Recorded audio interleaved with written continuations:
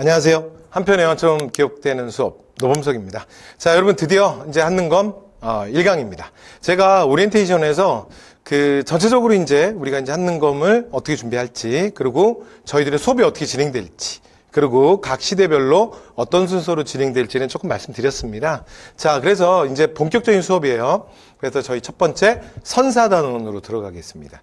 그래서 제가 오리엔테이션도 말씀드렸던 것처럼 여기 제가 이제 정답이 되는 빈출 키워드도 각 단원별로 이렇게 좀 정리를 해 두었거든요. 근데 사실은 지금 보시면 크게 의미 없어요. 그러니까 제가 볼 땐 오히려 이거 반대로 보셔야 돼요. 그러니까 그 공부 이제 단원을 그러니까 수강을 하시고 문제도 좀 풀어보시고 그리고 나서 나중에 차라리 보시는 게 더 눈에 잘 들어오실 겁니다.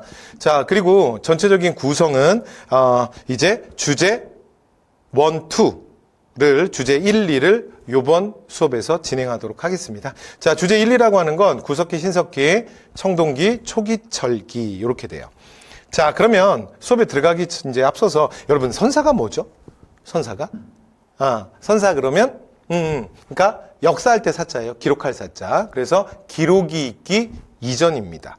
그래서 이 시대는 유물이나 유적 그러니까 이런 것들을 통해서 이 시대의 생활상을 저희가 파악을 하는데요. 근데 대신에 원래 세계사에서는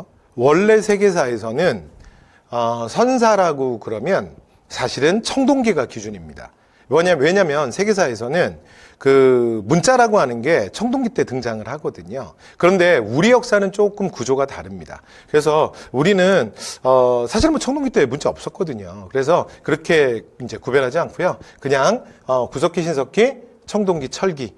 그래서 고시대상 그리고 고시대의 주요 쓰였던 도구의 이름을 따서 그냥 시대를 구분합니다. 그 다음에 또 하나의 특이사항은 뭐냐면 사실은 뒤에 있는 그러니까 우리 테마 3사는 지금 뭐냐면 앞에서 제가 말씀드렸던 것처럼 고조선과 여러 나라의 성장이라 그래서 자 북만주부터 시작해서 부여, 고구려, 옥조동의 사만 이렇게 여러 개의 나라들에 대해서 저희들이 공부를 하게 될 건데요.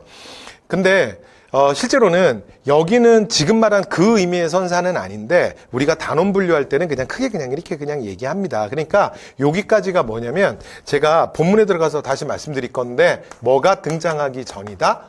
고대 국가가 등장하기 전이다. 됐죠? 그래서 고대 국가가 등장하기 전 시대까지에 있었던 초기 국가들까지도 전부 그냥 선사로 크게 구분한 겁니다. 그래서 우리가 1강, 2강을 통해서 자, 선사단원을 할 거고요.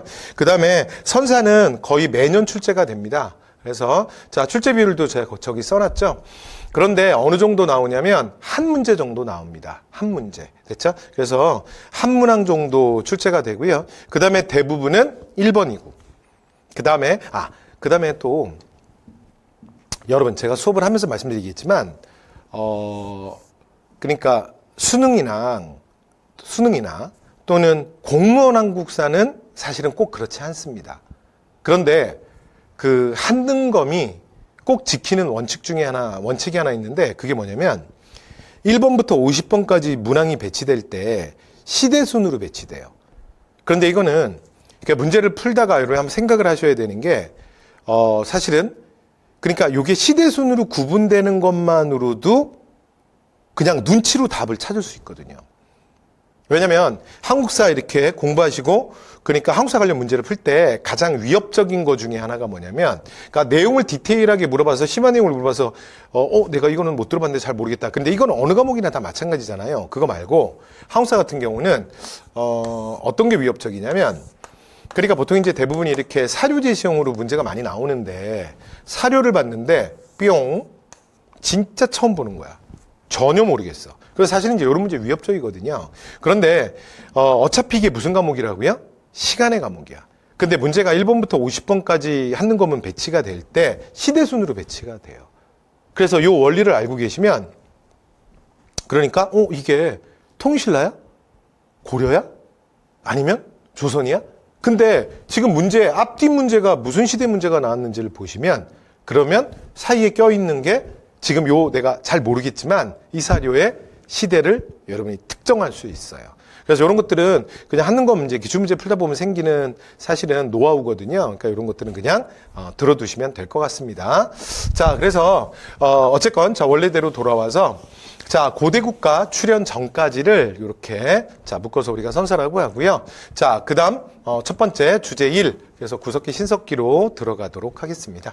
그래서 우리가 이제 사실 통칭 구석기 신석기라고 하면 그러니까 도구가 기준이잖아요. 도구. 근데 이것도 제가 수업을 하면서 계속 말씀드리겠지만 여러분 물론 우리가 시험을 준비하긴 하지만 그럼에도 불구하고 그 다음에 무슨 이렇게 용어가 나오거나 그러면 여러분 너무 무조건 외워야 된다라고 생각 안 하셨으면 좋겠어요. 그래서 자, 구석기가 뭐냐면 이게 뗀석기거든요. 구석기. 그 다음에 신석기는 뭐냐면 그 밑에 보시면 자, 나와 있죠.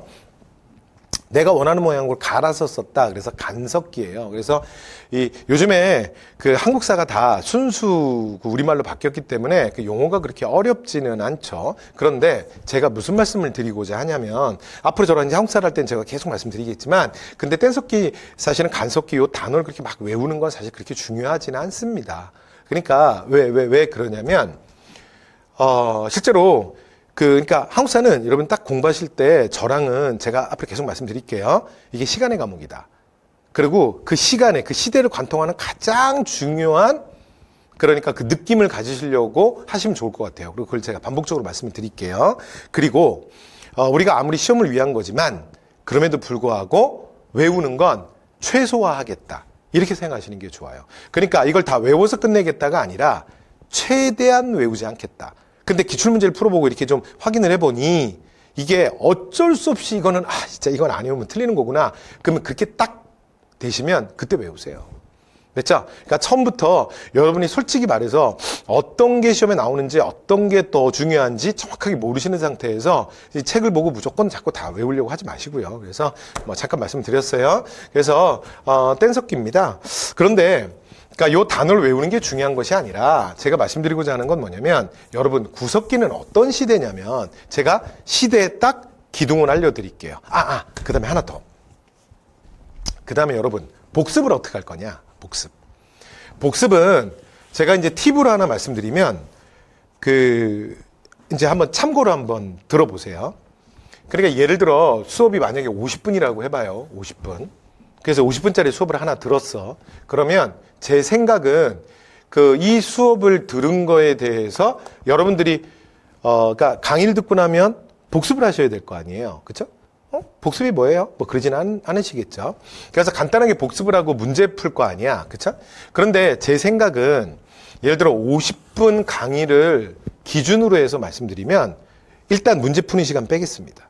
됐죠? 그러니까 저희는 이제 교재가 이렇게 있고 그다음에 바로 이제 기출 문제가 나오고 아까 제가 기출도 여러 가지 형태로 여러분 좀 최대한 적은 지면에서 많은 기출을 경험할 수 있도록 이렇게 제가 좀 고민을 해서 구성했다 그랬잖아요. 그러니까 문제 푸는 시간 일단 빼고 할게요. 그리고 문제 풀고 채점하고 확인하고 이제 각자 또 개인 차이도 있고 그다음에 사실은 뭐 이 책이 그렇게 문제가 많은 게 아니기 때문에 그렇게 많은 시간 안 걸릴 거예요. 그러니까 정말 딱 내용 복습하는 것만 추천. 네? 그래서 자, 제가 추천하는 건 반 이하가 좋아요. 반 이하. 그러니까 전체 분량의 반을 복습은 넘지 않는 게 전 좋다고 생각해요. 됐죠? 그리고 20분. 그리고 뭐 예를 들어 뭐 쉬운 단원이나 여러분 능력 되시면 10분까지도 좋아요. 됐죠? 그래서 이렇게 반 이하로 복습을 한다. 됐죠? 그리고 대신에 조건이 있어요. 수업을 듣고 나서 제가 말하는 요 짧은 복습은 무조건 당일 복습이에요. 됐죠? 24시간. 그러니까 만약에 특별한 경우에 내가 뭐 밤에 수업을 듣게 됐다. 뭐 밤에 뭐 그럴 수 있잖아요. 예, 그래서 뭐 좋다 뭐 그런 경우에 또는 뭐 하나만 들은 게 아니라 몇 강을 연달아 들었다. 그럼 뭐 그럴 수 있잖아요. 그러면 그런 경우에는 그런 경우라 할지라도 24시간.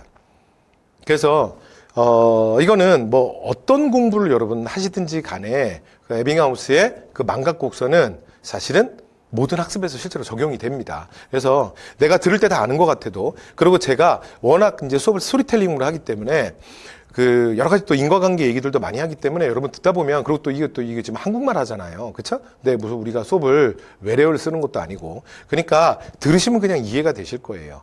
그런데 내가 시험을 준비해서 내가 원하는 결과를 얻을 정도로 어느 정도 내게 됐느냐 하는 문제는 좀 다릅니다.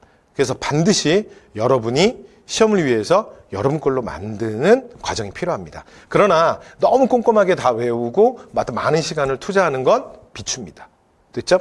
자, 그래서 이렇게 짧게 복습하시고, 그리고 그 다음 플러스 알파는 뭐냐면, 그 다음에 거기 기출문제랑 그 다음에 여러 가지 문제들이 있잖아요. 그래서 이렇게 문제를 풀면서 다시 확인하시면 될 것 같아요. 그 다음에 만약에 그 추가로 이제 내용을 내가 더 보겠다. 그러면 문제를 풀다가 예를 들어 틀린 부분이나 뭐 그런 데가 있으면 그걸 피드백하는 차원에서 조금 더 보시는 건 그때 보세요. 됐죠? 네, 그래서 요 정도로 하시면서 따라오시면 될 것 같습니다. 됐죠? 자, 그래서 이제 복습하는 것까지 말씀드렸고, 그럼 이제 원래 기대로 그대로 돌아올게요. 자, 그럼 이제 구석기입니다. 구석기 각 시대별로 해볼게요. 자, 첫 번째. 구석기는 느낌. 자, 구석기는 뭐냐면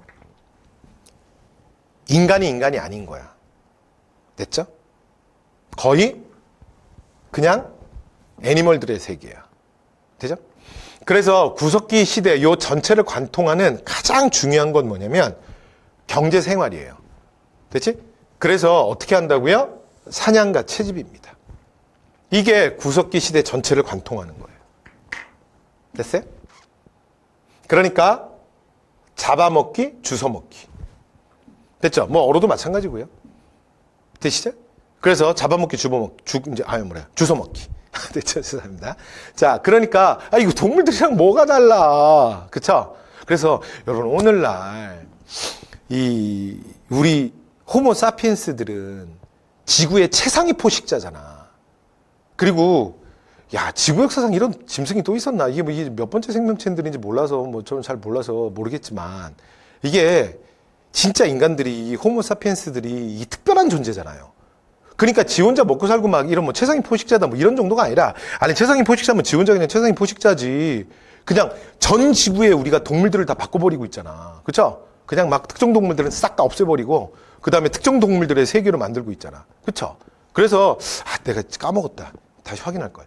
제가 얼마 전에 그 인터넷 기사에서 봤는데 전 세계적으로 키우는 닭의 숫자가 몇 마리라 그러더라? 몇백억 마리던데. 근데 그 닭이 그렇게 많을 일이 아니거든요. 그 인간이 키운 거잖아. 근데 그것도 닭을 왜 키운 거야? 먹으려고. 그죠?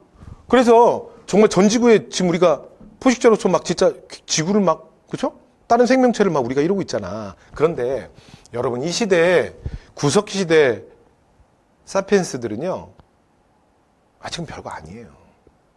그래서 그냥 똑같이 짐승들처럼 사는 거야. 됐죠? 이게 구석기의 가장 중요한 키워드야. 뭐가 아니야? 여러분이 생각하는 그 인간이 아니야. 됐죠? 조금만 더. 그러면 신석기의 가장 중요한 키워드는 뭐냐? 여러분 교재 써 있죠? 체크만 할까요? 자, 뭐가 제일 중요하다? 무조건 농경이야. 뭐 자꾸 디테일하게 다 외우려고 하지 마시고. 그러니까 어쩌고 저쩌고 얘기들이 있거든요. 그냥 농경은 기억 잘 안 나잖아? 그럼 선지 대충 보고 그냥 눈치로 무조건 신석기는 농경으로 갖다 때리는 거예요. 뭐의 시작? 생산경제의 시작. 그러니까 이제 지구상의 어떤 동물도 하지 않는 짓을 호모 사피엔스들만 합니다. 됐죠? 그래서 뭘 한다고요? 생산경제의 시작이에요. 여러분 인간 다음에 뇌 용량이 큰 게 무랑우탄이라며. 그 다음에 인간 다음으로 가장 다양한 의사소통을 하는 게 돌고래라며. 그런데 지구상의 어떤 생명체도 생산경제를 하지는 않아요. 여러분 오랑우탄이 뭐 아무리 뇌 용량이 크고 뭐 똑똑해도, 여러분 뭐 오랑우탄이 이양법에 성공했다 뭐 이런 얘기 들어봤어요? 박 가는 오랑우탄 이런 거 봤어? 그런 거 없어요. 여러분 돌고래가 무슨 굴량식에 성공했다? 그딴 게 어딨어. 그래서 생산경제는 오직 누구만의 특징이야? 인간만의 특징이에요. 그래서 신석기 전체를 관통하는 가장 중요한 키워드는 뭐야? 생산경제의 시작이에요. 그래서 신석기 때 우리가 원하는 모양으로 돌을 갈아서 만든다. 그래서 뭐라 그러냐면 간석기라 그러는데 이게 단어 외우지 마시고. 됐죠? 그리고 저거 솔직히 또 시험에 또 잘 나오지도 않아. 그래서 억지로 외우지 마시고. 그래서 여러분 뗀석기, 간석기가 뭔데? 뗀석기는 모돌에서 떼는 거예요. 내가 보여드릴까요? 저 좀 봐요. 이렇게 이게 모돌이거든요. 제가 보여드릴게요. 뗀석기야. 돼요? 제가 간석기 보여드릴까요? 간석기는 뭐냐면 원하는 모양으로 갈아. 제가 보여드릴게요. 자, 간석기요. 근데 여러분 이거를 여기는 이제 시험에 사진 자료로 나오잖아. 그죠? 그러면 사진 자료로 나오면 여러분 이거 구별할 수 있겠어? 여러분 우리 입장에서는 이거 어차피 다 짱돌이야. 그렇잖아요. 제가 실제로 사진 보여드릴까요? 보세요. 짱돌. 여러분 한번 보실래요? 이 두 돌 중에 누가 뗀석기고 누가 간석기게?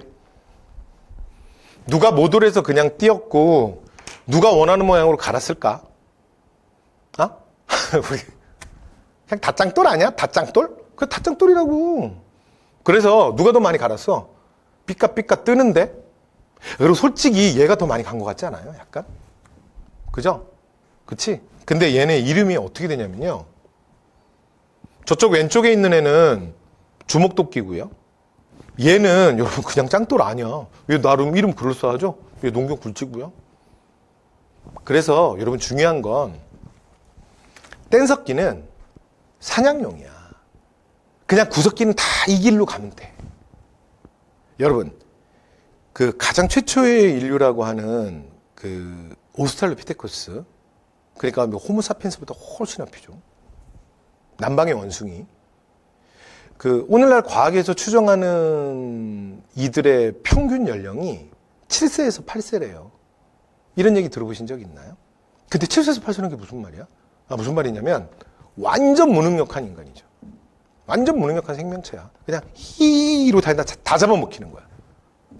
그러니까 그나마 그 중에서 살았던 몇몇 개체들이 계속 종족을 번식했던 거지. 여러분 우리가 사실은 우리끼리 모여 사니까 모르는 거야. 우리 서로를 보면 서로가 위로가 되잖아.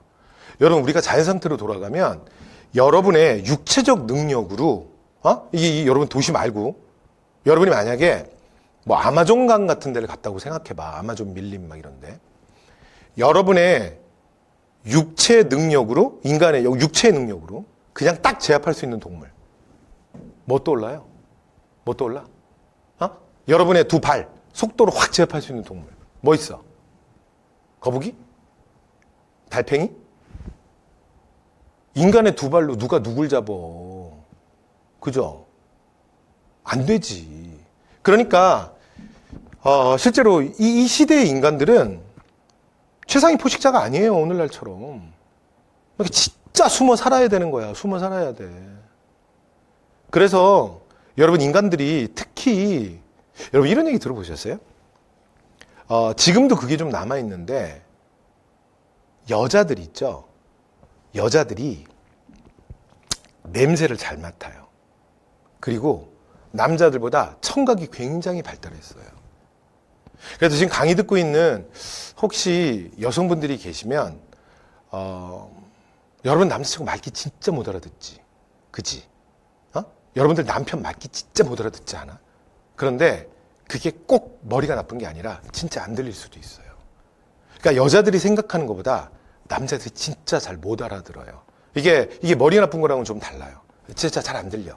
진짜로 잘 안 들려. 그래서 모든 집에서 일정 정도 나이가 된 부부들이 집에서 제일 많이 싸우는 것 중에 하나가 뭔지 아세요? 여러분 늦은 시간에 뭘로 많이 싸우냐면 맨날 부인들이 와갖고 엄마들이 와서 막 아빠한테 막 이렇게 등짝 때리고 막 아빠한테 막 소리 지르고 그런 것 중에 하나가 뭐냐면 TV 볼륨 좀 낮추라는 거야. 그러니까 집 떠나가겠다고 뭐 이렇게 볼륨 올리냐고 막 낮추라고 막 뭐라고 막 핀잔을 줘요. 근데 그 아빠들이 그러면 또 머리 굴쩍굴쩍 하고서는 막 또 볼륨 줄이고 그러거든? 그 대부분 집이 다 그래. 근데 그 아빠들 왜 그러는지 아세요? 뭐 진짜 안 들리는 거야, 잘.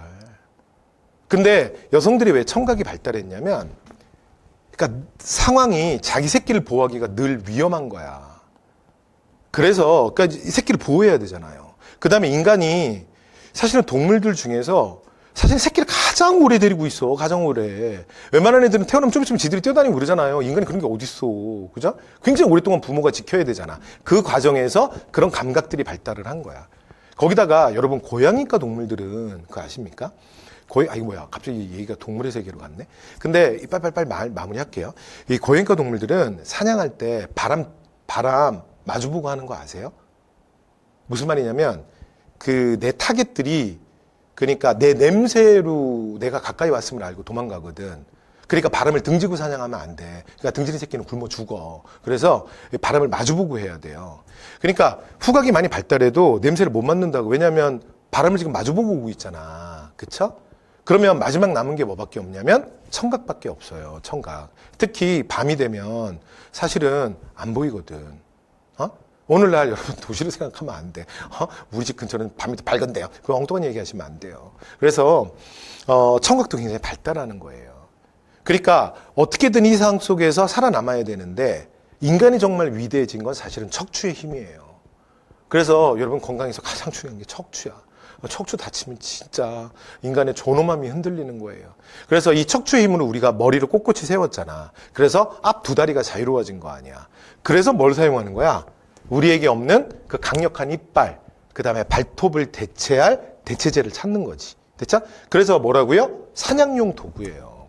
그래서 여러분 보시면 이거 짱돌처럼 보이지만 얘가 용도가 뭐냐면 땅을 갈아엎을 때 쓰는 이거 농기구예요. 여러분 간섭기의 핵심은 뭐냐면 여러분 신석기 전체를 관통하는 단어는 뭐라고요? 무조건 농경이에요. 그냥 농경으로 다 갖다 때리면 돼. 여기까지 되셨죠? 자, 이렇게 해서 제가 이제 뗀석기, 간섭기 말씀 잠깐 드렸어요. 잠깐 드렸고 청동기로 가볼까? 그러면 청동기도 하나만 더 할게요. 자, 청동기는 가장 중요한 키워드가 뭐냐? 청동기는 무조건 계급의 출현이에요. 기타 등등 할게요. 그래서 이렇게 하고 뭐 그냥 강의 끝내겠어? 좀 할 건데 말씀드릴 건데 청동기 전체를 관통하는 건 뭐라고요? 계급이야. 그러니까 선지를 봤는데 헷갈리잖아. 그쵸? 그러면 다 계급이랑 연관지어서 생각하면 돼요. 계급이 원인이든가 계급이 결과든가 하여튼 다 얘랑 엮여 있어요. 됐죠? 근데 여러분 여기서 말하는 계급은 뭐냐면요. 오늘날 우리가 사회에서 말하는 그런 좀 광의적 의미의 계급은 아니고요. 아주 좁은 의미예요.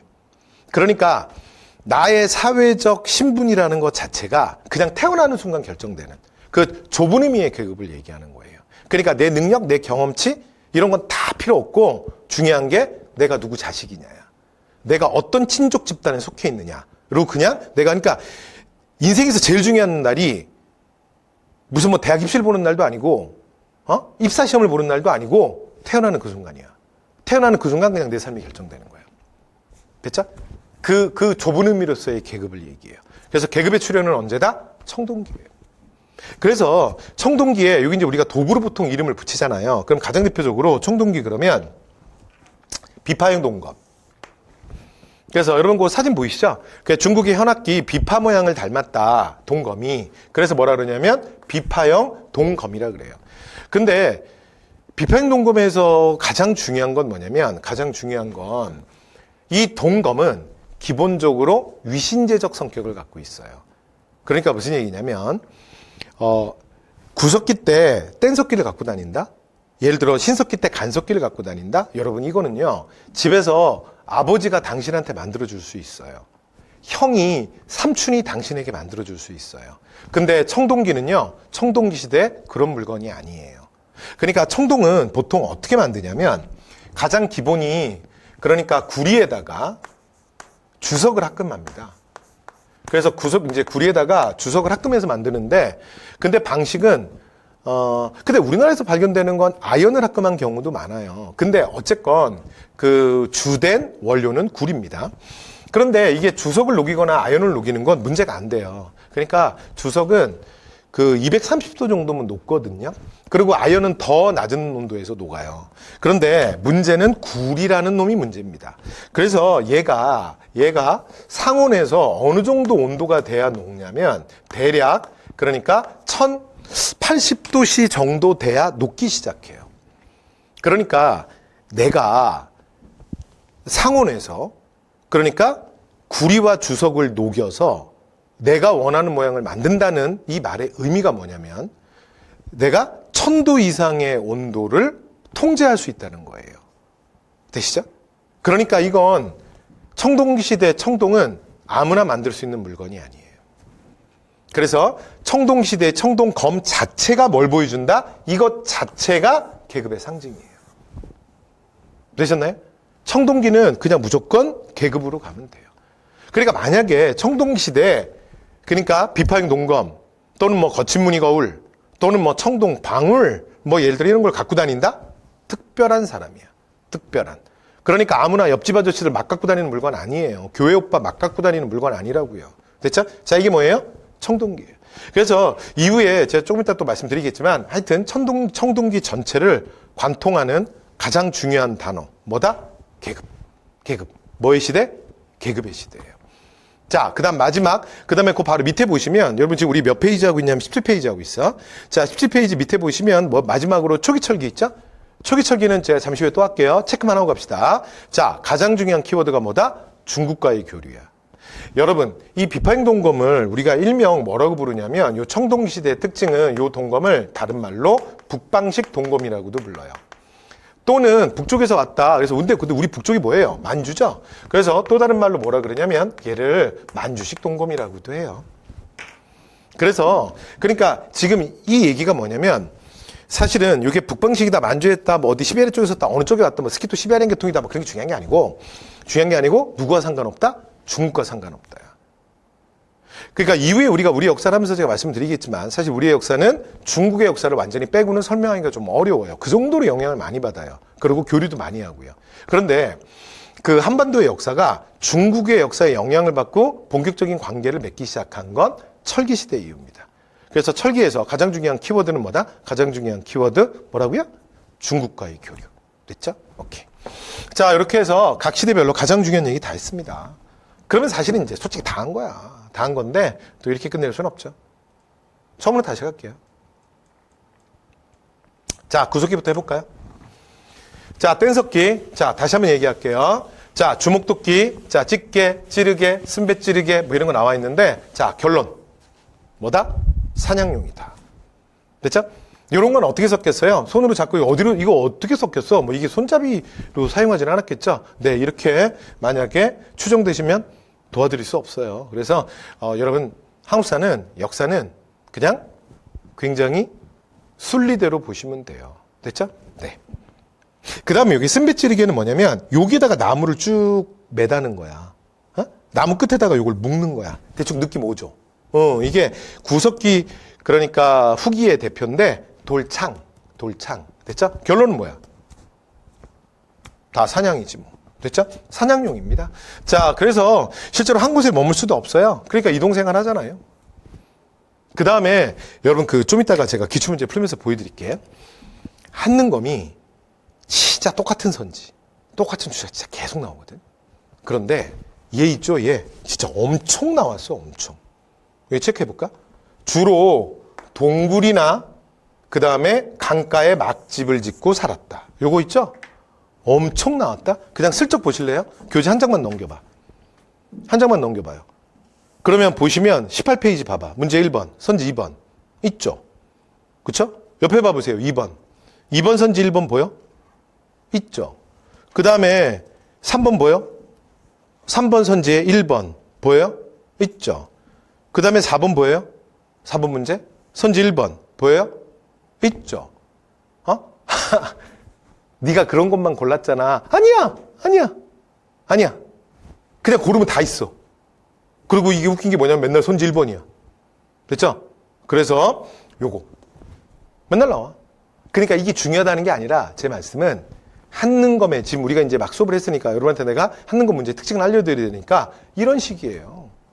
되죠? 계속 나와 계속. 그래서 갑니다. 그러니까 이것도 보세요. 이게 뭐야? 이게 사람 아니잖아. 왜냐면 여러분 이게 지금 동굴에 누가서 여러분 친구 중에 여러분 친한 친구 중에 프렌드 중에 지금 동굴에 있는 친구 있어요? 그 다음에 막집이라는 게 뭐냐면 이게 이게 집이야 이게? 그래서 막 지었어. 그래서 막집이야. 그러면 여러분 뭐 짐승이랑 뭐가 달라? 여러분 새들 있잖아. 새들 조류. 새도 그 알 낳고 뭐하고 그럴 때 지들끼리 막 왔다갔다 하면서 집 줘. 나무 위에다가. 그리고 여러분 새 집 지은 거 이렇게 막 가까이서 본 적 있어요? 여러분 나름 되게 깜짝 놀라게 정교하게도 줘요, 얘네들. 됐죠? 이게 뭐 짐승들이랑 뭐가 달라. 됐죠? 그래서 구석기는 그냥 동물 중에 하나예요. 되죠? 그 다음에 사회 구조도 보세요. 사회 구조가 뭐냐면 무리를 지어 다녀. 여러분 이거 사람한테 쓰는 단어 아니야. 응? 여러분 강의 듣고 좀 이따 식사하러 가셔서 식당에 가서 이제 테이블에 앉았는데 예를 들어 거기 이제 뭐 이렇게요 사장님인지 뭐 하여튼 뭐 아주머니인지 이렇게 온 거야. 그러면서 여러분한테 물어보는 거지. 아가씨 뭐 드릴까? 뭐 총각 뭐 줄까? 그런데 여러분이 이제 옆 테이블 이렇게 둘러본 다음에 그분한테 이모 지금 저 무리들이 먹고 있는 게 뭐예요? 그럼 어떻게 되는지 아세요? 옆 테이블이랑 바로 싸움 나는 거야. 이건 사람한테 쓰는 말이 아니에요. 됐죠? 뭐라고요? 거의 사람이 아니야. 여기까지 되죠? 자, 그 다음에 여러분 이거는 따로 외우실 필요가 없는 게 그냥 노트에만 찍어두세요. 요 의미는 선지에 많이 나왔다는 거야, 기출에. 됐죠? 그런데 외울 만한 내용은 아니잖아. 그러니까 뭘 자꾸 외우려고 하지 마시고. 그러니까 됐죠? 보세요. 그러니까 청동기가 이전 시대랑 구별되는 가장 중요한 특징은 뭐라고요? 그때 뭐가 출현한다고? 차별적 사회. 그러니까 평등 사회가 아닌 거야. 그러니까 그 전까지는 그냥 다 평등인 거야. 됐죠? 이게 외울 게 어딨어. 그 다음에 자 밑으로 내려와서 예술. 자 고래와 물고기인데 자 이게 이런 것들을 조각하면서 무언가를 기원한 건데 이걸 주술적 의미라 그래요. 근데 요 단어는 좀 이따 다시 얘기할게요. 됐죠? 자 그래서 이렇게 해서 자 구석기에 가장 기본적인 얘기했고 대표적인 유적지들이에요. 근데 이거 가볍게 보시고 그 다음에 또 하나 여러분 한능검 시험에선 유적지 자세하게 안 물어봅니다. 그리고 여러분 실제로 기출문제 풀어보세요. 문제 풀어보시면 자 충남 공주 석장리에서는 하고 어쩌고 저쩌고 나오거든요. 나와. 그런데 중요한 건 그걸 설명하면서 요 유적지에 대한 거다라고 하면서 그 유적지의 여러 가지 특징을 얘기하면서 그 시대를 보여주는 키워드가 그거 말고 있어요. 그러니까 요 사실은 유적지를 외우지 않아도 문제 다 풀립니다. 됐죠? 그러니까 그냥 그러려니 하세요. 그래서 굳이 체크한다면 가장 중요한 구석기 유적지 두 개는 연천정릉이랑 공주석장리예요. 됐죠? 외울 필요 없어요. 되죠? 그 다음에 나머지 건물, 동굴 뭐 이런 거는 뭐 너무 진짜 구석기스럽잖아. 되죠? 끝. 자, 구석기 다 했어요. 자, 신석기 갈까요? 자, 여러분 신석기는요. 키워드 시대 전체를 관통하는 거 뭐라 그랬어요? 농경. 됐죠? 그래서 돌갱이, 돌보습, 돌날 뭐 이렇게 얘기하는데 전부 뭐야? 전부 농기구야. 됐죠? 그 다음에 요거 이제 시험에 많이 나왔던 키워드인데 보세요. 외우지 마. 아니 간석기가 갈았다며. 그런데 얘 봐봐. 간돌, 갈판. 여러분 딱 가는 느낌이 나잖아. 이거 눈만 뜨고 계시면 되잖아요. 이런 걸 왜 외워? 여기까지 됐죠? 그 다음에 이런 걸 왜 외워? 이해되죠? 자, 그 다음 수공업. 요것만 좀 체크할게요. 수공업은 가락바퀴 뼈바늘인데 자, 이제부터 어떻게 하냐면 이 수공업에서 가장 중요한 건 의복활동을 하는 거야. 옷을 만들거든요. 그래서 옷 만드는 도구예요. 요거 뼈바늘. 바늘처럼 생겼죠. 그 다음에 얘는 그 실 같은 거 이렇게 묶어놨던 가락바퀴. 됐죠? 자, 그런데 무슨 얘기냐면 그러니까 이 현생인류가 처음 등장했던 지구에 처음 등장했던 지금으로부터 70만 년 전 그때는 지구가 엄청 추웠어. 여러분 지금 제가 막 이렇게 뭐 이런 건 필기 안 해도 되겠지. 여러분들 다 학교 다닐 때 다 배웠던 얘기니까 그냥 짧게 할게요. 우리가 살고 있는 이 지구가 얼었다 녹았다 반복했잖아. 얼면 뭐라 그래요? 빙하기. 녹으면 빙하기와 빙하기 사이 간빙기. 됐죠? 자, 그런데 지금은 지구가 뭐 3번 얼었다가 그 다음이에요. 그래서 빙기 이후죠. 우리가 후빙기라 그러는데 근데 현생인류가 처음 등장했던 건 그러니까 3번째 빙기, 그 비름이라는 학자가 이름을 붙여서 그 비름빙기라 그러는데 비름빙기 말렵이에요. 그러니까 구석에 처음 인간 등장했을 때는 엄청 추웠던 거야. 지구가 전체적으로. 그런데 신석기라는 게 신석기 변화의 가장 큰 게 사실은 지구가 이제 따뜻해져요. 빙하기가 끝난 거야. 됐죠? 이러면서 이제 인간이 사는 지역도 확대가 되고 그 다음에 그 도구를 만드는 방법도 급격히 발전하고 그리고 또 한편으로는 실제로 농경도 좀 가능해지는 거예요. 여기까지 되셨죠? 이런 여러 가지 좀 실제로 변화가 있어요. 그냥 가볍게 들으시면 돼요. 됐죠? 다시. 자, 그런데 그러니까 그러면은 구석기 때 엄청 추웠다며. 더 이상한데? 엄청 추운데 그럼 아무것도 안 입고 있어? 아, 그게 아니라 여러분 지금 우리 입고 다니는 이런 옷 있잖아. 이 구석기들이 볼 때는 진짜 안습이야. 구석기들 장난 아니야. 다 뭐 입었는지 아세요? 모피, 무스탕, 토스카나 뭐 다 이런 거 입었던 거예요. 됐죠? 동물의 가죽, 동물의 털. 되죠? 그런데 이제 지구가 따뜻해졌어. 그러니까 그런 거를 막 몸에 두르고 다니기에는 너무 더운 거야. 됐죠? 그런데 그렇다고 해서 완전히 다 그걸 벗어? 그럼 몸 바깥으로 외부로부터 보호할 게 아무것도 없는데? 그래서 그거보다 좀 가벼운 형태로 해서 외부로부터 내 몸을 보호할 무언가가 필요했던 거야. 그래서 의무 활동의 시작은 언제다? 신석기부터입니다. 됐죠? 외우실 거 없고요. 그냥 그러시면 될 것 같아요. 자, 그다음에 토기입니다. 자, 토기는요. 가장 대표적인 게 여기 이제 토기를 제일 많이 물어보는 게 사실은 신석기인데 이것도 왜 나오냐면 여러분 이게 왜 나오냐면 여러분 이게 토기가 뭐죠? 토기가 뭐야? 그래서 맞아요. 곡물을 담아놨던 그릇이야, 그릇. 그래서 이 토기도 뭐의 증거다? 가장 확실한 농경의 증거예요. 농사를 통해서 얻었던 그 농산물 있잖아요. 그치? 무슨 뭘 재배했든 하여튼 그 작곡이 있을 거 아니야? 곡물이? 그걸 여기 담아놓은 거야. 그러니까 토기도 결국 뭘 보여준다? 농경이야. 다 농경이야, 그냥. 되셨죠? 근데 그 중에 비쌀무늬 토기가 신석기의 대표입니다. 됐죠? 그래서 여러분 밑에 보시면 사진도 있잖아요. 사진. 그치? 사진도 있죠?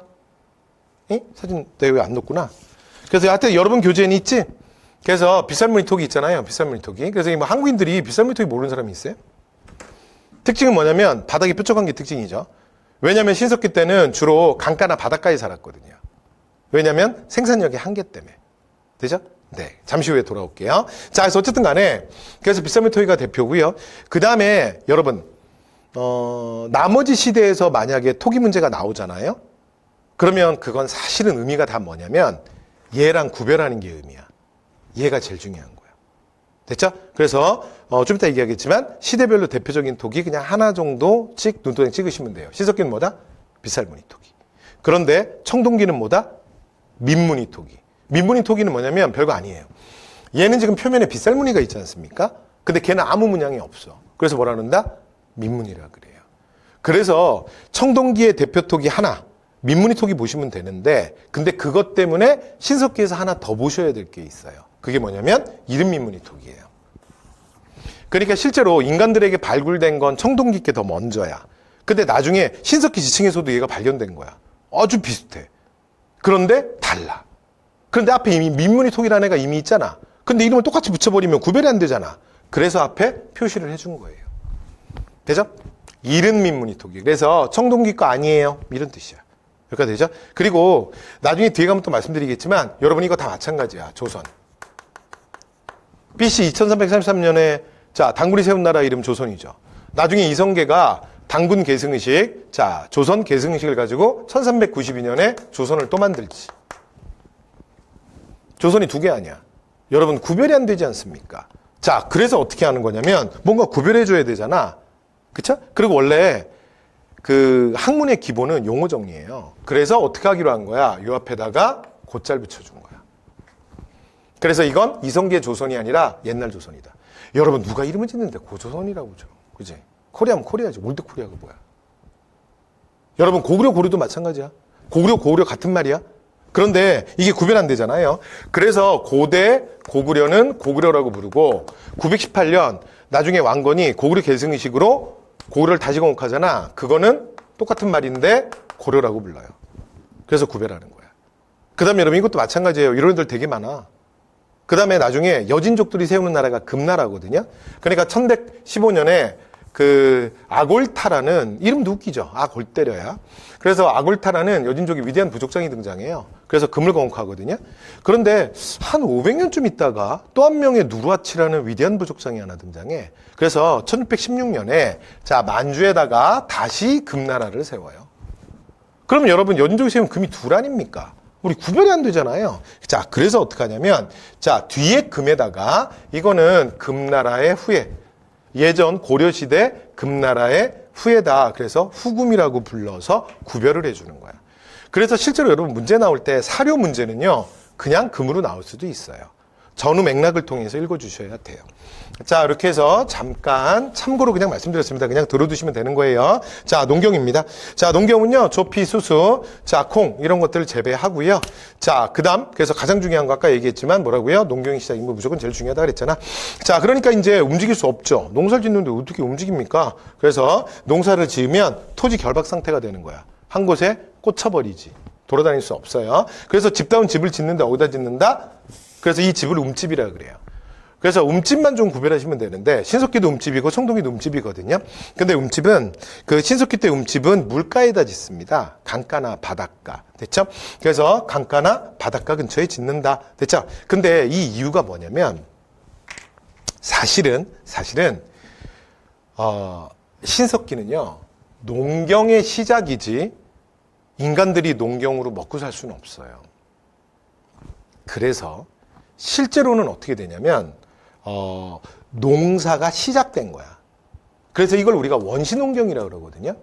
근데 경제에서 굉장히 중요한 건 사실은 이들에게 있어서 가장 중요한 건 어로였어요. 물론 구석기 때도 어로 하죠. 그런데 시험에선 어로가 가장 중요한 건 신석기예요. 왜냐면 여러분 아까 구석기 때 수렵과 채집을 한다 그랬죠. 자연 상태에서 수렵과 채집은 여러분 상당히 위험해요. 그러니까 내가 원하는 어떤 짐승이나 먹잇감이 있는 곳으로 내가 바깥으로 나가야 되잖아. 사냥을 할 거면. 근데 문제는 내가 뭔가 사냥감을 노리고 내가 나갔을 때 나도 자연 상태에서 타겟이 되는 거야.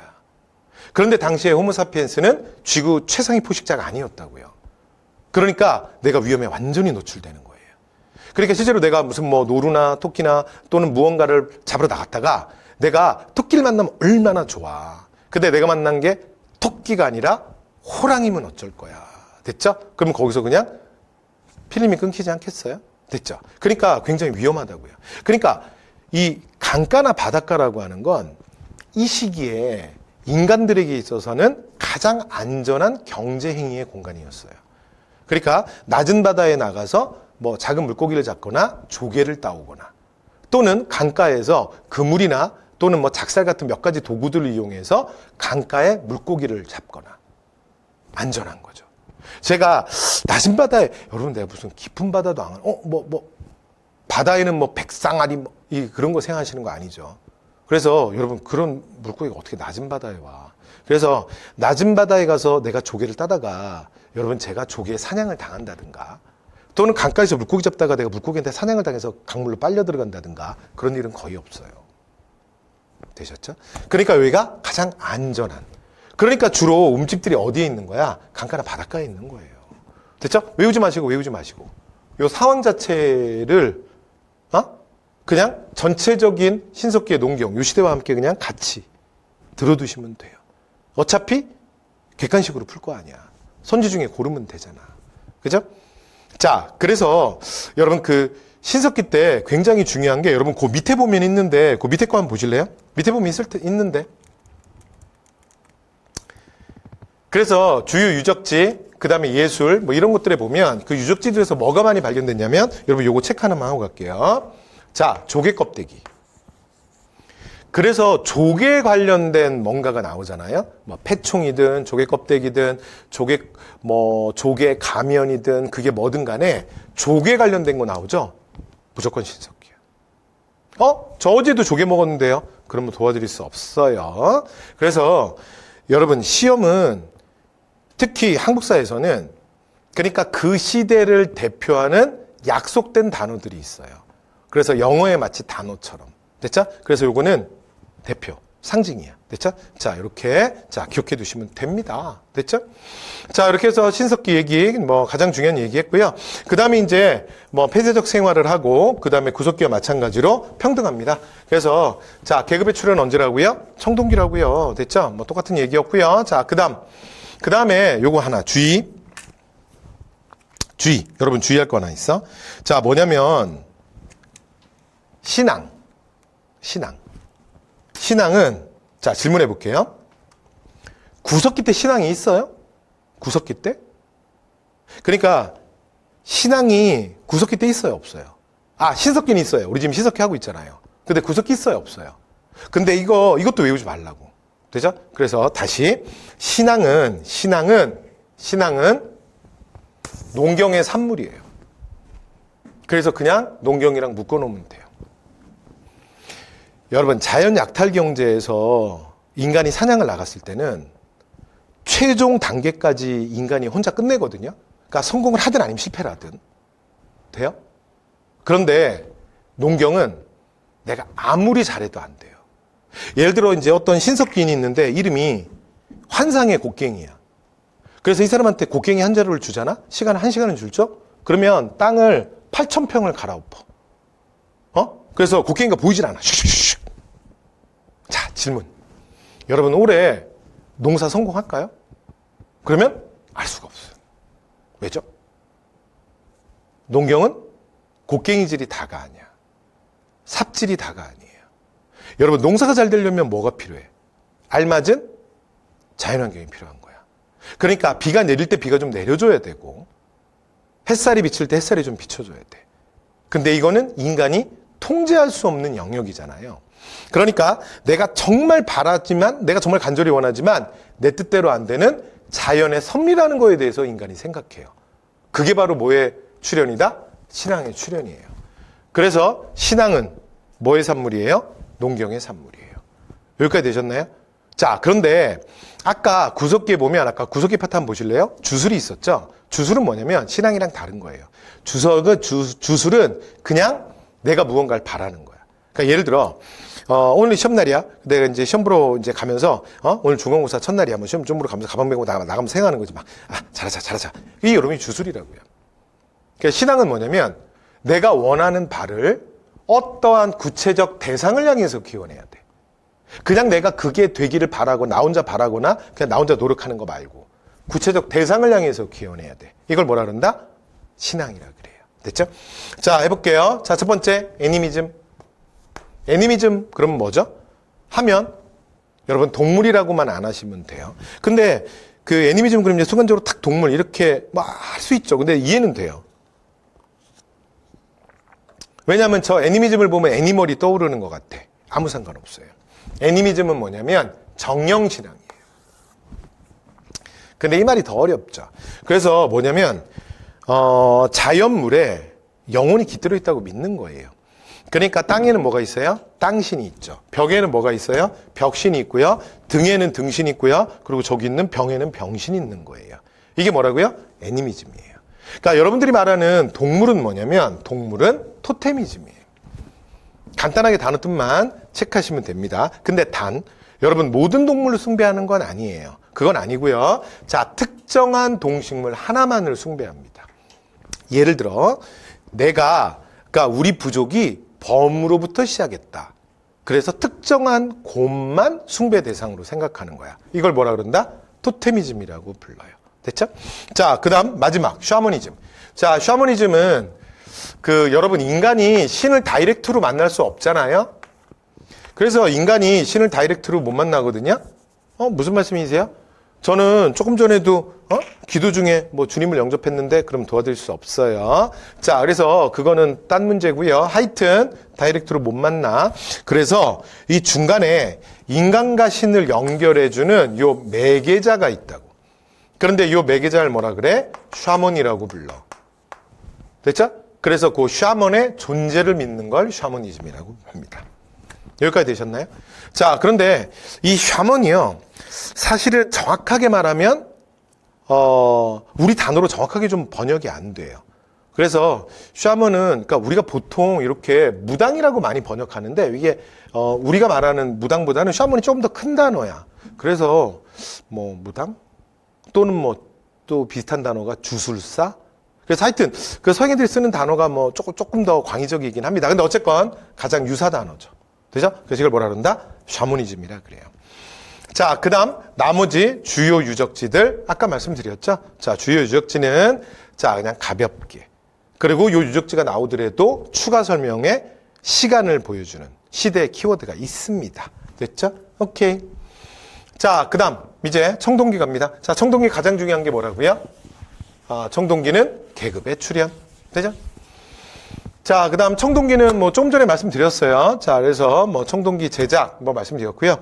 그 다음에 그 철기전래 이후에는 자, 한반도에서 또 이후에 요건 이제 처음에는 북방입니다. 이건 청동기 시대. 근데 초기 철기, 그러니까 철기와 청동기가 함께 사용되는 요 시기가 되면은 점차 그러니까 독자적 발전이 이루어져요.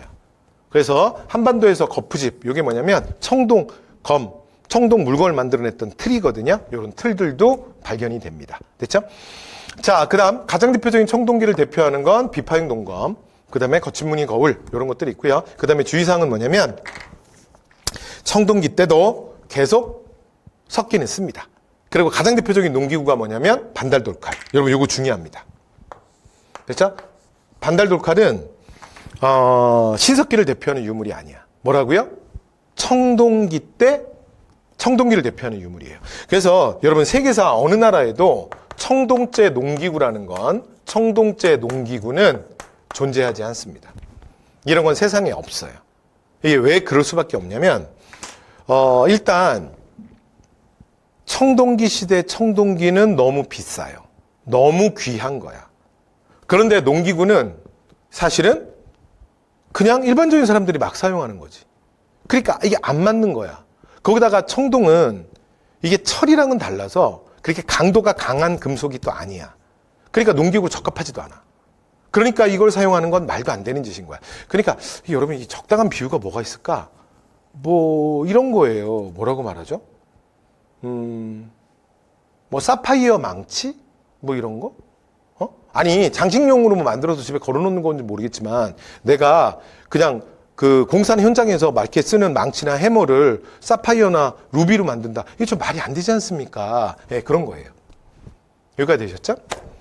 자, 그래서 결론은 뭐다? 청동기는 그냥 다 계급이에요. 자, 그 다음 민무늬 토기. 자, 민무늬 토기 아까 가장 대표 토기입니다. 이렇게 말씀드렸고요.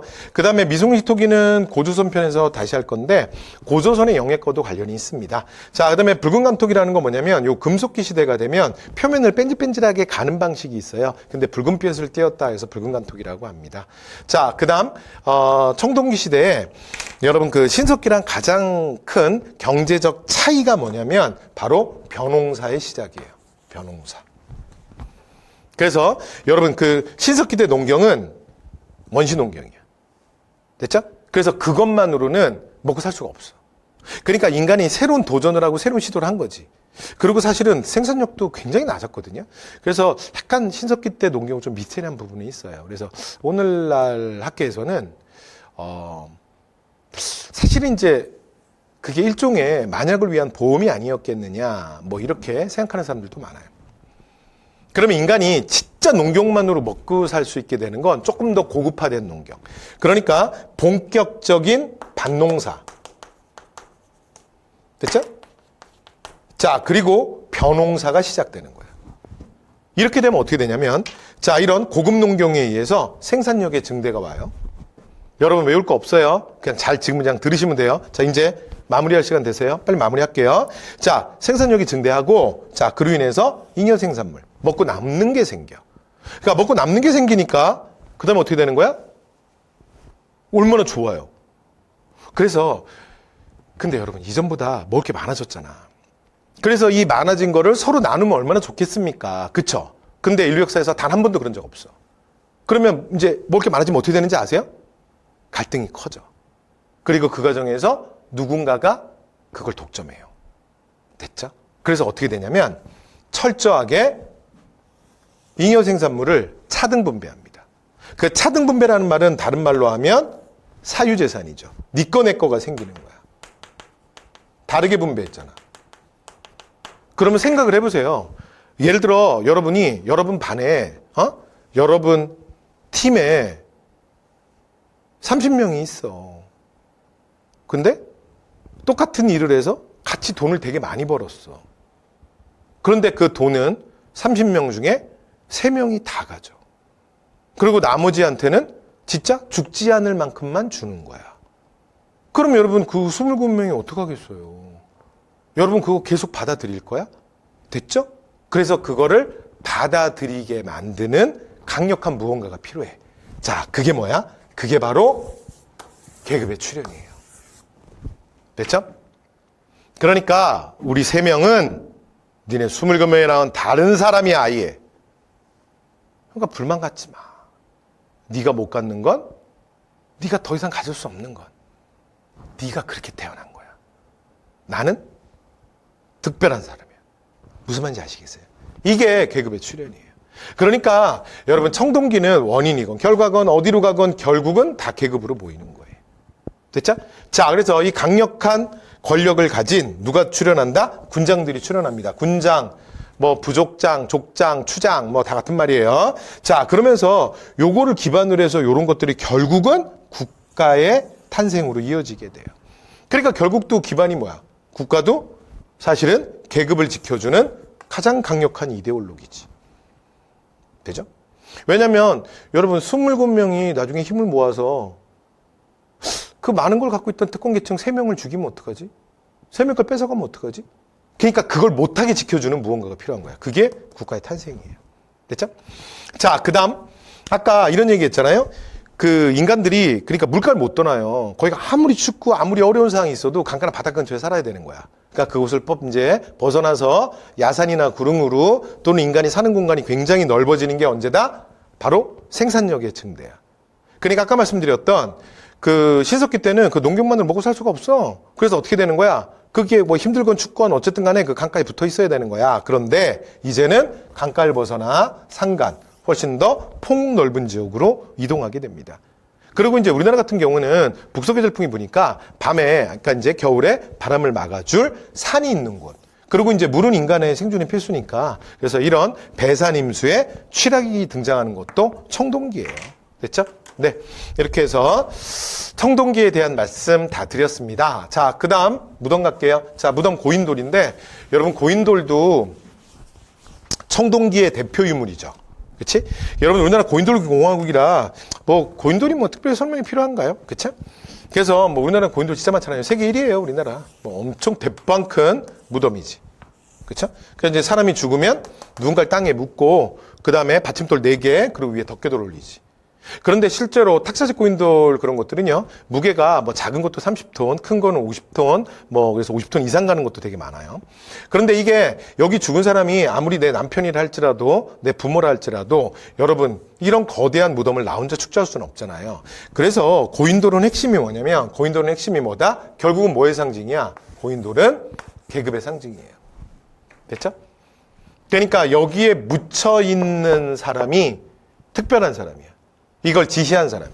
그러니까 특정인의 지시로 그러니까 많은 인간들이 그러니까 단체로 움직일 수밖에 없었던 거야. 누구의 명령에 의해서. 이해되시죠? 자, 그래서 뭐의 상징이다? 계급의 상징입니다. 여기까지 됐죠? 자, 나머지 돌무지 돈놀무덤 가볍게 보시면 될 것 같고요. 자, 그 다음에 대표적인 유적지, 뭐 부효성공리가 가장 대표인데 유적지 이름 꼭 외우지 않으셔도 돼요. 나머지 키워드로 정답 나옵니다. 자, 나머지 자료들 뭐 이제 고인돌 뭐 이런 것들 보시면 될 것 같고요. 자, 그 다음 마지막 철기입니다. 철기. 자, 그 다음에 초기 철기 시대는 근데 요 시대는 의미가 뭐냐면 이런 뜻이에요. 그러니까 철기가 전래된 초반이라는 건 약간 의미 아시겠죠? 그래서 청동검이랑 철검이 좀 같이 제작됐다 이런 뜻입니다. 됐죠? 자, 그래서 아까도 뭐 살짝 앞에서도 한 번 더 얘기했었는데 자, 철기를 제작할 수 있었지만 그러나 청동기도 계속 제작합니다. 그래서 요 시기를 대표하는 한국형 동검을 뭐라 그러냐면 세형동검이라고 해요. 됐죠?